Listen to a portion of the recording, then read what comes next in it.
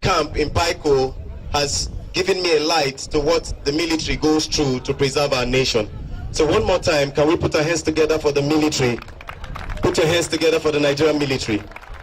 I mean, the sacrifice they make to see that we are safe, the sacrifice they make. Some of them have not seen their families for the past 3 months. So I really appreciate that. God bless you all. All right. Now this is a talk just to inspire you all to lead. And I'm going to give it in a story form. I was taking my hands close to the fire, and for every inch of closeness I felt the heat. It was initially cool, but like I said, for every inch of closeness I felt the heat. And I began to think, and my eyes ran from location to location, from place to place. And I thought, what can withstand the heat? I thought about paper.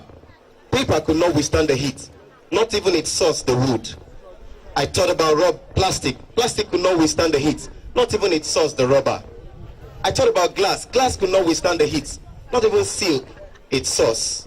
Only one thing passed through heat and came out beautiful. Only one thing, and that is gold. Every leader is like gold. Every leader is made through tough times, but great leaders stay through tough times. So be a golden leader. Now sometimes when I talk about leadership, some people get confused and they ask, what are you saying? Should we just contest or become, positional leaders? But this is my advice to every youth corper here. Every corper must lead himself first before leading his society. Every corper must lead everyone around him, not by being positional, but by taking the initiative. Leadership is all about service. Leadership is not about the number of people that serve you. Leadership is about the number of people you serve. Leadership is not the right of the leadership is the privilege given by the followers. So I want to give this to every one of you there. From the writer Henry Hayne, he said this. He said, be who you are, because if you ain't who you are ain't you. But in his right words, I want to say, he said, be who you is, because if you ain't who you is who you ain't. Say to somebody beside you, be who you is, because if you ain't who you is who you ain't.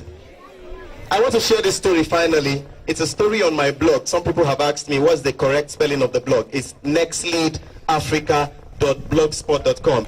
NEXLEAD Africa.blogspot.com. nexleadafrica.blogspot.com. And by God's grace, we have readers from about 5 continents of the world. You can follow us also on Facebook, Next Lead Africa, on YouTube, Next Lead Africa, and also on Twitter at Next Lead Africa. And this is a story about Mahatma Gandhi, the man who finally transformed India. Mahatma Gandhi, while in the University College of London, had a lecturer named Mr. Peters. Mr. Peters was always having a problem with Mahatma Gandhi because he refused to bow down to him to greet him. And that's why I said, be who you is. Now, Mr. Peters was at the dining hall eating, and Gandhi came to join him at the table, and Mr. Peters said to him, get out from here. Don't you know pigs don't eat with birds?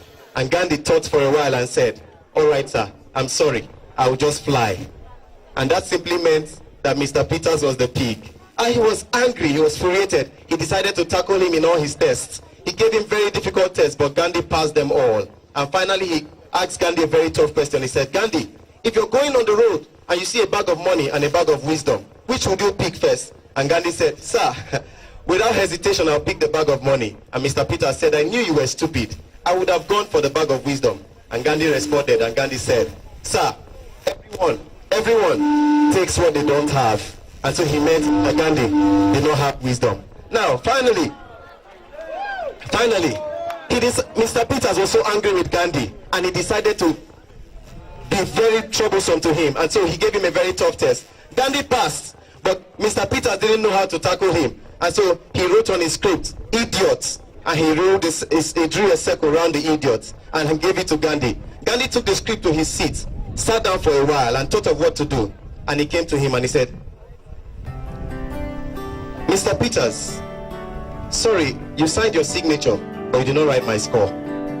Now say to your neighbor one more time, be who you is.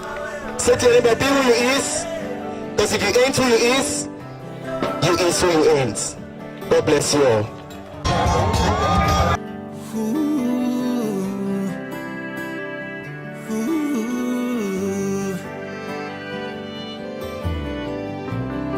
said, baby,